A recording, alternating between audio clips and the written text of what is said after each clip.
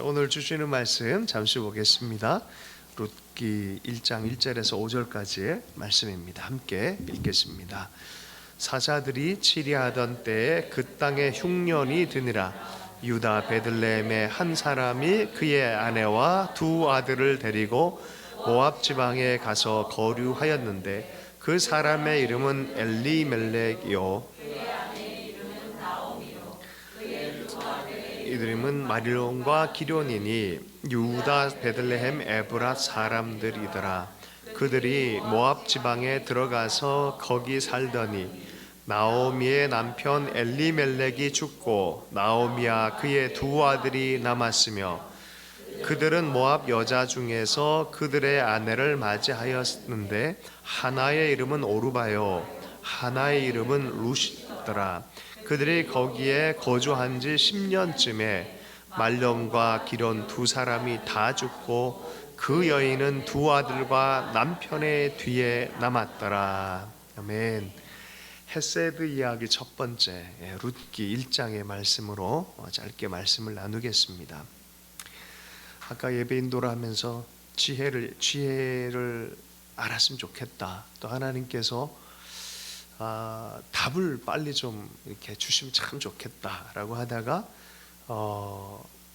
가만 생각해 보니까 하나님을 아는 것이 이게 우선이란 걸 깨달았다라고 얘기를 이렇게 했는데 오늘 설교의 주제입니다. 우리가 은사가 있고 뭔가 이렇게 확 알아버리면 참 쉬워요. 3컷, 4컷짜리 만화 칼럼 만화를 보면 금방 이게 뭔 소린지 알아요.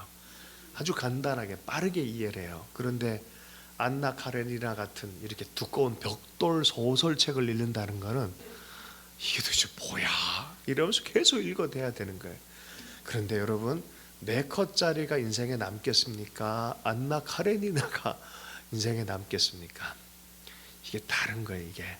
이게 초딩 입맛이 있어요. 입맛도 영성도 초딩 영성이 있고 이제 조금 시간이 지나면은 긴 이야기를 소화시키는 그런 영성이 있어요. 정말 이 룻기나 이 또 에스더서나 이거 보면은 하나님이 안 등장해. 사실은 한마디도 얘기를 안 해주셔. 좀 쉽게 얘기해서 쌩까셔.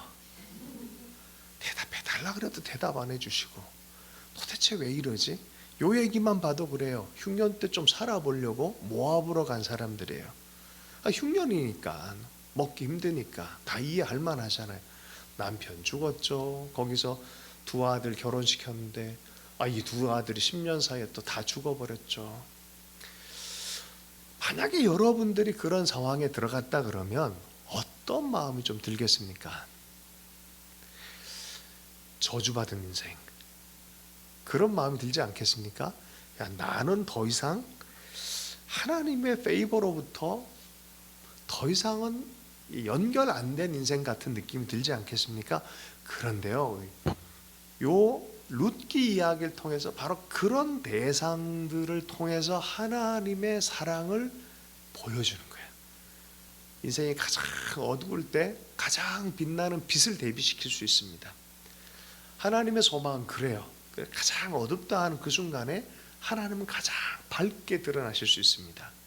근데 그것도 초딩 입맛으로 드러내지 않고 안나 카레나 식으로 해가지고 우리 인생 전체를 통해서 드러내길 원해요.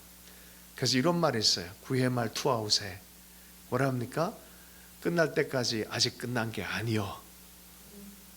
하나님을 발견한 사람들이 그래요. 이야기 전체로 하나님 안에 들어가는 것. 그래도 저는 가끔은 초딩 입맛 좋아해요. 이것도 좋고 이것도 좋고. 신앙생활 맨 처음 했을 때 하나님 역사를 막 하니까 은사도 나타나고 가서 막 예배하고 기도만 하면 영적 분위기 바뀌고 손만 대면 병든 자가 살아나고 와우 할렐루야. 왜 놀라세요? 한두 번 다 경험한 거 아니에요? 그래서 한두 번 정도는 다 경험하는 거 아니겠습니까? 그런데 그게 다가 아니라는 게 점점 알아지는 거야. 여기 인스턴트 음식 자꾸 먹다 보면 건강에 안 좋아요. 결국은 건강하게 영적으로 성장하는 게 뭔지를 알아야 돼요. 그래서 룻기를 읽다 보면은 이게 비참하고 힘드네. 그런데 이걸 점점 읽다 보면은 깊은 자원에 무엇인가 마음에 퉁 새겨지고 이 벽돌책 하나 다 읽고 나서 인생 전체를 확 바꿔버리는 어떤 인식의 지평이 확 열려질 때가 있어요. 사실 룻기가 그래요. 룻기 읽다 보면은 이게 뭐지? 좀 한 큐에 빨리 그냥 응답해주고 모압에 가기 전에 하나 야 거기 가면 안 된다 한마디 해주시고 그죠? 이런저런 일 당하기 전에 은사와 능력으로 다 해결해주고 그러면 얼마나 좋아요. 예. 자, 한번 은사가 임해본 저런 제가 청년 때 하나님께서 은혜를 크게 베풀어 주셔서 허리가 낫고 막 갑자기 정말 이 하나님의 성령의 능력이 뭔지를 막 뜨겁게 체험하다 보니까 청년들 앞에 수백 명의 청년들 앞에 예배 인도하면 너무너무 좋아하는 거예요. 근데 목사님이 점점 불편해지시는 거예요. 막 기도 이렇게 해주면 막 이렇게 막 얘기도 막 해주고 막 그러면 어떤 마음이 들겠어요? 목사님은 늘 말씀 얘기만 하고 나는 막 이렇게 기도하고 묘한 느낌이 들지 않겠습니까? 그죠? 그거가 다인 줄 알았어요. 근데 제가 얼마 전에 박효진 장로님이 간증한 얘기 이렇게 듣다가 내가 무릎을 두드렸어요. 왜? 이분은 우리 고향에서 하나님 성령 체험해 붙는 분이고 이분을 변화시킨 분이 동료 집사님인데 이 동료 집사님이 나중에 담임 목사가 되시는 분이에요. 좀 어렵습니까? 이덕진 목사님이라는 분이 계셨어요. 근데 이 이덕진 목사님은 우리 누님의 또 담임 선생님 같은 역할도 했던 분이에요. 이게 좀 복잡해요. 어떤 일이 벌어졌냐? 성령이 임하는데 너무 엘리사 같은 은사가 임해버린 거예요. 어떤 장로님이 지금 여기에 수박이랑 참외 사갖고 온다. 지금 오고 있다. 계단을 올라오고 있다. 지금 이제 문을 띵동 하고 있다. 띵동, 진짜 띵동이야. 문을 막 열어보니까 진짜 사서 온 거예요.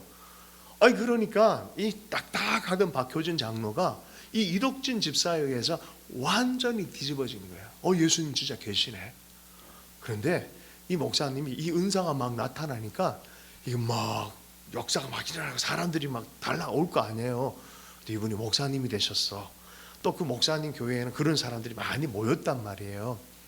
근데 점점 장로님이 그렇게 묻는다는 게 요새 그런 거 안 보이십니까? 그러면 목사님이 이런데요. 나 안 보이게 해달라고 하나님께 기도했어. 나 안 보이게 해달라고 하나님께 기도했어. 왜 그랬겠어요? 왜 그랬을까요? 보이고 아니까 사랑을 못 하겠더라는 거야. 저 자식 저거 죄 짓고 온 거 보이는데 어떡해? 저거 사기치려고 오는 거 어떡해? 자꾸 보이는 거야. 보이고 다 알아버린 거야. 사랑을 못 하는 거야. 목회자가 품어 안고 말씀을 양육하고 해야 돼. 그게 안 되는 거 어떻게 해요? 그래가지고 하나님한테 하나님 정말 이거 목회가 안 됩니다.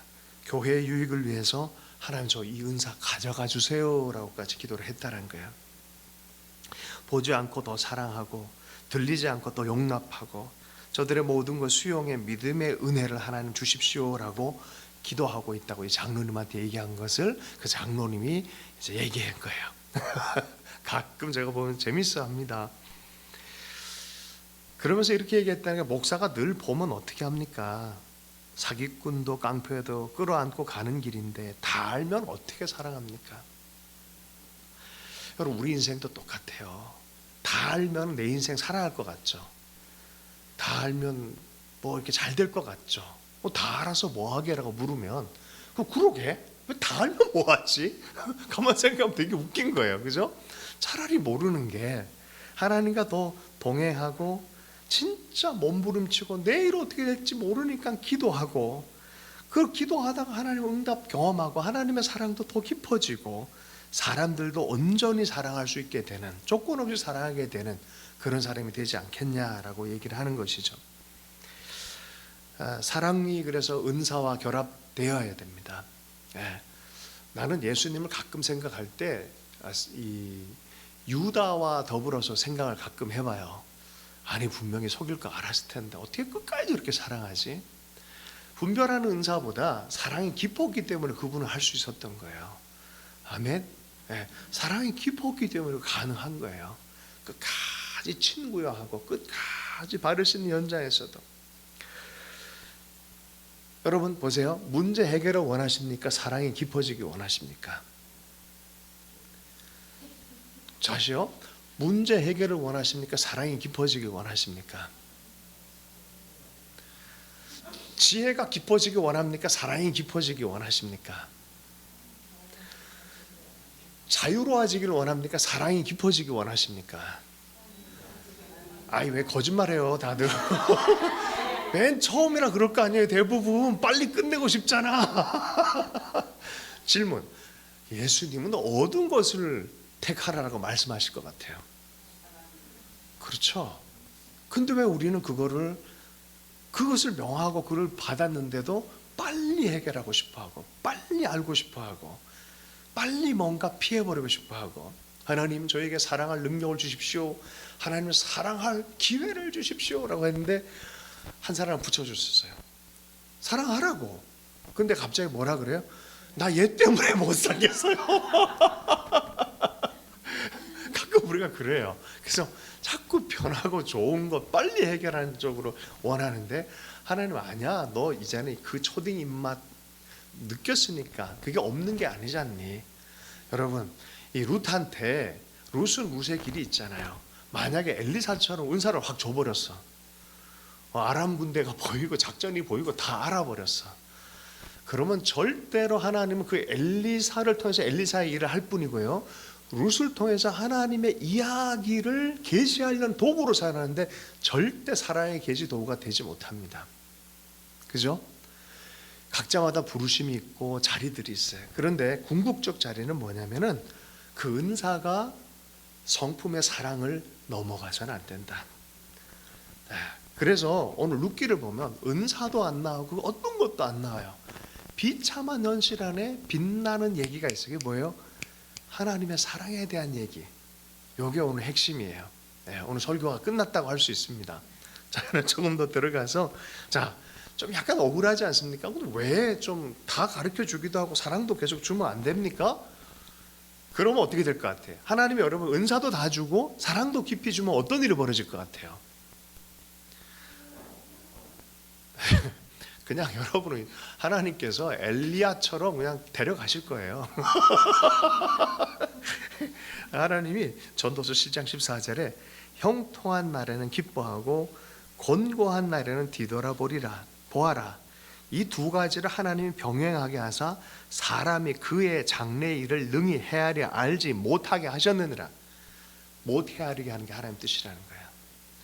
다 헤아리고 다 알아버리고 다 예언으로 다 맞춰버리고 그럼 무슨 일이 생기겠어요? 내 인생은 나의 것. 내가 주관하는 인생. 하나님마저도 조절하려고 그럴 거려? 문제 생기는 거예요. 그래서 정말 하나님께서 함께 살면서 하나님 나라를 이루는 것을 잃어버리게 만들어버려요. 그러니까 여러분 하나님의 사랑, 하나님의 성품 이상을 넘어가면 안 돼요. 오늘 우리에게 전해주는 것, 특별히 오늘 헤세드 이야기로 룻기에 대해서 말씀하는데, 오늘 이 룻기 안에 들어가 보면요, 인간의 사랑에 대한 이야기 같은데 사실은 그걸 빗대어서 하나님이 어떤 분인지를 아주 강력하게 말씀하는 성경이 룻기입니다. 인생의 회의, 저주의식이 가득한 사람들에게 괜히 모아봤어. 괜히 와서 내 남편 엘리멜렉이 죽었어. 속으로 그런 마음 들을지 모르겠어요. 왜 여기까지 왔어? 남편은 왜 여기를 택해서? 왜 자기 운명을 일찍 끝내버렸지? 조금 있다가 두 아들이 죽었어요. 모압 여인들과 결혼했기 때문에 이 아이들도 죽은 것 아닌가? 별 생각이 다 들지 않았겠습니까? 자, 아무래도 나오미는 살짝 그런 느낌으로 인생을 바라본 것 같기는 합니다. 그런데 참 이상한 게 있습니다. 자, 1장 7절과 8절 말씀을 함께 좀 읽어보겠습니다. 시작. 있던 곳에서 나오고 두 며느리도 그와 함께하여 유다 땅으로 돌아오려고 길을 가다가 나오미가 두 며느리에게 이르되 너희는 각기 너희 어머니의 집으로 돌아가라.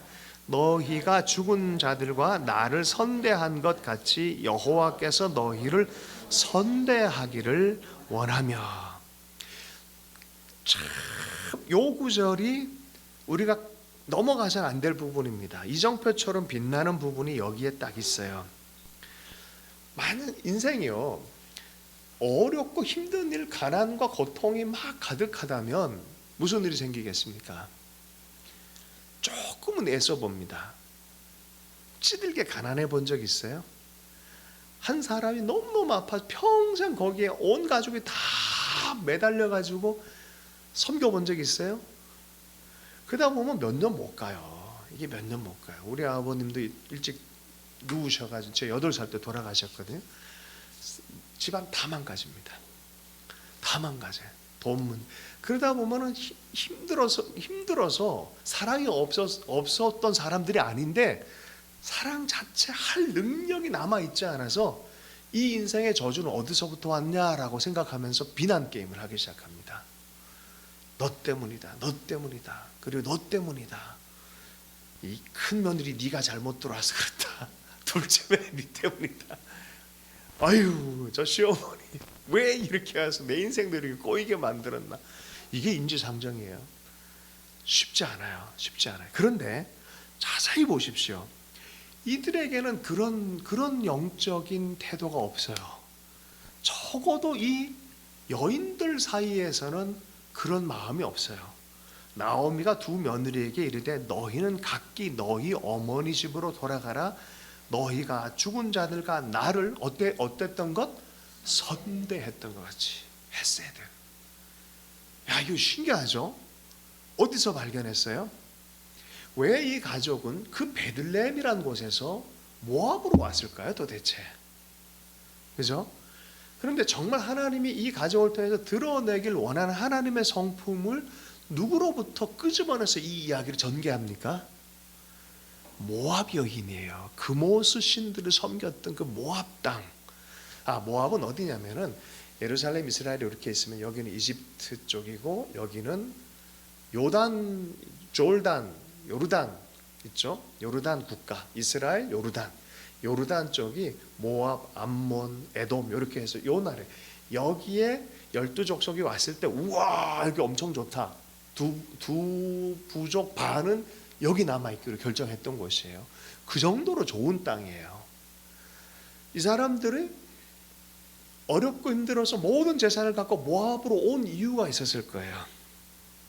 근데 신기한 거는 예상치도 못했던 사람들이 그렇게 기대가 안 되는 이 두 며느리 속에서 나오미는 어떤 걸 발견하고 어떤 분위기로 이들이 견뎌냈는지가 보여주는 단어가 선대라는 단어예요. 네, 그죠? 선대했더라. steadfast love. 네, 변하지 않는 사랑으로 나를 이렇게 대해줬다. 남편들도 죽었고 내 남편도 죽었고 남편들도 기려주고 나도 그렇게 선대한 것 같이 여호와께서 너희를 헤세드하기를 원한다. 그러면서 자유를 줘요. 오르바야, 루사, 이제 너희 집으로 가도 돼. 괜히 나한테 섬긴다 그러면서 고생 안 해도 돼. 너 여호와 하나님, 내가 섬긴 여호와 하나님이 너희가 나한테 그런 것처럼 하나님도 그러길 원한다. 여러분 여기서 영적 원칙이 있어요. 주파수는 여전히 하나님의 주파수, 은혜의 주파수는 여전히 있어요. 그런데 이 주파수가 나에게도 들리려면 내 마음의 주파수도 이것과 같아야 돼요. 하나님의 용서는 여전히 있어요. 그런데 그 용서가 내게 풀리하게 경험되기 위해서 내 심령 안에 용서의 주파수가 맞춰져 있어야 돼요. 하나님의 헤세드라는 그 단어가 쫙 흘러가는데 이 여인에게는 그러한 접점을 하려는 신호체계가 있었다는 거예요. 할렐루야. 네, 이 두 여인에게 돌아가라라고 했더니 오르바는 고민하다 울면서 갔어요. 룻은 어떻게 했습니까? 안 간다는 거예요. 왜 안 간다는 거 도대체? 보십시다. 14절, 15절, 16절까지 말씀을 읽습니다. 시작. 그들이 소리를 높여 다시 울더니 오르바는 그의 시어머니에게 입맞추되 룻은 그를 붙쫓았더라. 나오미가 또 이르되 보라 내 동서는 그의 백성과 그의 신들에게로 돌아가나니 너도 너의 동서를 따라 돌아가라 하니 룻이 이르되 내가 어머니를 떠나며 어머니를 따르지 말고 돌아가라 강권하지 마옵소서. 어머니께서 가시는 곳에 나도 가고 어머니께서 머무시는 곳에서 나도 머물겠나이다. 어머니의 백성이 나의 백성이 되고 어머니의 하나님이 나의 하나님이 되시리니.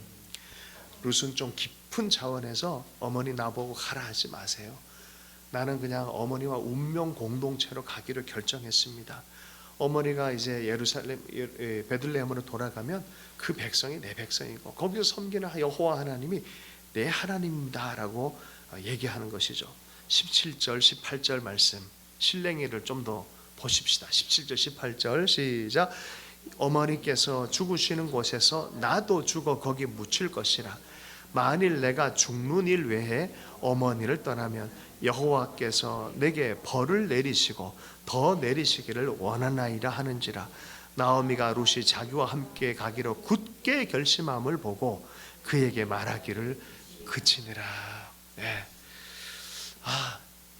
그 헤세드를 끝까지 관계 안에서 하나님과 나오미 그 백성, 그 신앙 체계 안에 공동체 안에 하나님의 헤세드 안에 가기를 결정한 그 룻.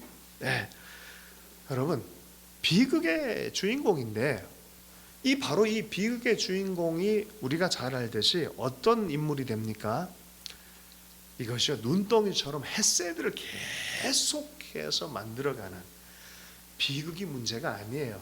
그 상황 안에서 어떤 마음으로 살아가느냐가 중요합니다. 할렐루야. 답이 없어도 괜찮습니다. 왜요? 나를 붙들고 가신 그분이 답을 알기 때문에 내가 몰라도 괜찮습니다. 결국 내 인생의 답으로 인도하시는 분은 그분이기 때문에 이건 대하소설이지 단편 4쪽짜리 만화 컷이 아니기 때문에 그래요. 우리 인생도 똑같습니다.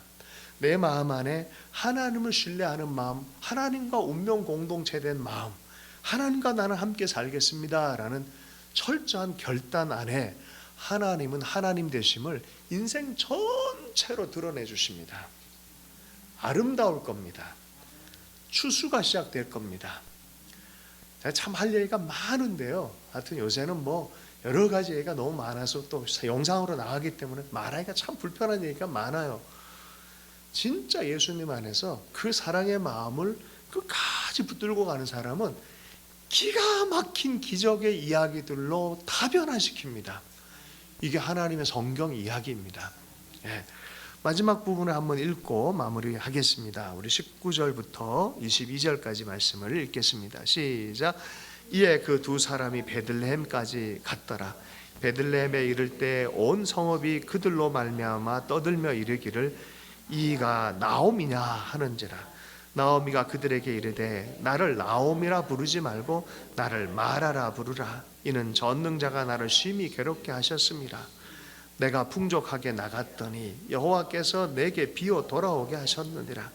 여호와께서 나를 징벌하셨고 전능자가 나를 괴롭게 하셨거늘 너희가 어찌 나를 나오미라 부르느냐 하니라.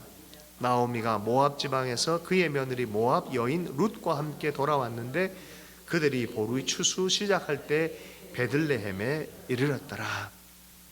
예, 베들레헴에 돌아가니까 지금처럼 대도시가 아니잖아요. 한 수백 명 아마 있었을 거예요. 나오미가 돌아왔대. 그게 그 나오미냐라는 뜻의 두 가지 의미가 있을 것 같아요. 얼굴이 많이 변했네. 그 나오미냐? 라는 것과 또 하나는 그럴 리가 없어. 왜 얼굴이 저렇게 상했지? 그렇게 부자였던 나오미가 왜 저렇게 됐지? 그런 느낌이기도 한 거죠. 근데 뒤쪽에 있는 해석이 좀 더 맞을 것 같아요. 왜냐하면 내 이름 이제 더 이상 나오미라 부르지 마라. 내 이름이 뭐라고요? 마라가 뭐예요? 쓴물. 기쁨이 쓴물로 됐어요. 기쁨이 쓴물이 된 거예요. 저주스럽게 자기 삶의 해석이 아무리 마음을 잘 보호하려고 그래도요, 환경 자체가 너무 찌들게 되면 인생이 그래요. 우울증 걸리지 말라 그래도 우울증 걸리게 돼 있어요. 할렐루야. 제가 심 권사님 얘기를, 우리 국민 가수 심 권사님 얘기를 한 첫 만남에서 새벽 2시까지 들었어요. 집에 밤늦게까지 들었는데 새벽 한 3, 4시, 하여튼 꽤 오랜 시간 제가 잠을 못 들었어요. 우와, 어떻게 저렇게 살아냈을까? 어떻게 저렇게 살아냈을까? 자, 그런데 하나님이 또 어떻게 만난 얘기를 저렇게 들으면서, 이야, 그 어둠과 그 고통스러움에서도 하나님은 또 하나님으로 이분을 또 살려내셨네. 정말 신기하다. 정말 놀랍다. 이런 느낌이 이렇게 제가 들었어요. 자기 인생이 저주스러울 때 있어요. 야, 나는 더 이상 안 되나 보다. 내 인생은 저주인가 보다. 하나님마저 내 인생을 안 돌보나 보다. 누가 그랬다고요? 나오미가 그랬다는 거예요. 하나님 내 인생 안 돌보나 보다. 이 느낌 갖는 거 이상한 거 아닙니다. 누구도 그랬다고요? 나오미도 그랬다는 거예요. 그런 거예요. 버림받았다는 사람, 망했다는 사람, 저주받았던 그 인생들, 그러나 그들의 삶 안에는 헤세드를 간직하고 있는, 여전히 헤세드에 대한 마음으로 사람을 대하고 있는 그들을 통해서 하나님은 바로 너희다, 바로 너희가 내 이야기를 전달할 사람들이다 라고 픽업했다는 거예요. 이게 신비입니다. 이게 신비예요. 여러분, 예수 믿는 게 뭐겠습니까? 한 사람 살리는 거, 하나님의 사람으로 생명의 사랑이 뭔지 가르치는 거 아니겠어요? 누가 강하게 온지 아세요? 자기가 그런 환경에서 건진받은 사람일수록 그 환경에 나아가서 전달하기를 원하는 것이죠. 이제 마지막으로 마무리하겠습니다. 어떻게 보면 룻은 자기를 귀를 뚫어서 자기 자유보다는 사랑을 선택했고, 또 하나님을 선택했고, 또 약속의 땅에 자기 인생의 결을 소명에 맞추어서 헌신했던, 여러분 보세요. 비극의 현장이고 가난하고 아프고 저주스럽다고 말하지만 먼 눈으로 보는 하나님의 입장에서는 바로 여기가 right place, right time, right person이에요. 하나님의 일은 그래요. 사람의 눈으로 해석하지 마십시오. 하나님은 바로 이것을 룻과 나오미가 베들레헴에 이제 추수의 시즌에 망해가지고 저주스럽게 들어온 그것을 right time, right place, right person이라 얘기하는 거예요. 할렐루야. 환경으로 해석하지 마십시오. 깊은 차원에서 하나님의 헤세드 안에서 하나님이 나를 인도할 것이라 확신으로 나아가십시오. 오늘 우리가 아침에도 말씀을 나눴잖아요. 하나님이 어떤 분이다? 자비가 많고 인애가 많으신 분이시다. 우리를 그분과 함께 동행하기를 너무나 원하시는 분이다 라고 말씀했잖아요. 잊지 않고 시대를 전망하고 또 내 삶을 해석했으면 좋겠습니다. 장소가 없어서 헤매는 사람에게, 또 기근과 배고픔 안에 있는 사람에게, 외롭고 저주받았다 생각하는 사람에게 하나님이 베들레헴 안에서 밭을 하나 준비했고요, 사람 보아스를 준비했고요, 추수의 시즌을 준비했습니다. 그죠? 하나님이 이것 안에서 움직인다는 것을 확신하십시오. 여러분의 삶이 어떻게 해석하느냐가 매우 중요합니다. 그거 해석하라고 룻기를 우리한테 보냈어요. 할렐루야. 2장, 3장, 4장 읽으면 더 깊어집니다. 이게 인류 역사 전체를 품어안는 하나님의 구원 사역의 이야기란 것을 나중에 또한 깨닫습니다. 말씀을 마무리하면서 잠시 기도하십시다. 우리가 잘 알듯이 바로 이 룻은 다윗의 조상이 되죠. 예수 그리스도의 족보에 들어가는 사람이고, 하나님이 어떤 분인지 예수님 통해서 드러내는 헤세드의 사랑의 도구로 하나님 사용한 것을 여러분 믿으신다면, 우리도 내 눈물, 내 고난, 내 아픔도 주의 헤세드 안에서 그러한 도구로 사용받을 것을 확신해도 좋습니다. 우리 앞으로 미래의 삶에 내 삶을 통해서 예수 그리스도를 전할 하나님의 이야기를 하나님께 만들고 계신 것을 여러분 확신했으면 좋겠습니다. 헤세드의 이야기를 계속 써가는 여러분 되시기를 축복합니다. 그런 의미에서 우리 삶 안에 작은 한 사람을 향해서 계속해서 헤세드의 사랑을 전달할 수 있는 사람 되기를 좀 결단하고요. 오늘은 우리 김성균 목사님이 마무리 기도와 더불어 축도를 마무리하겠습니다.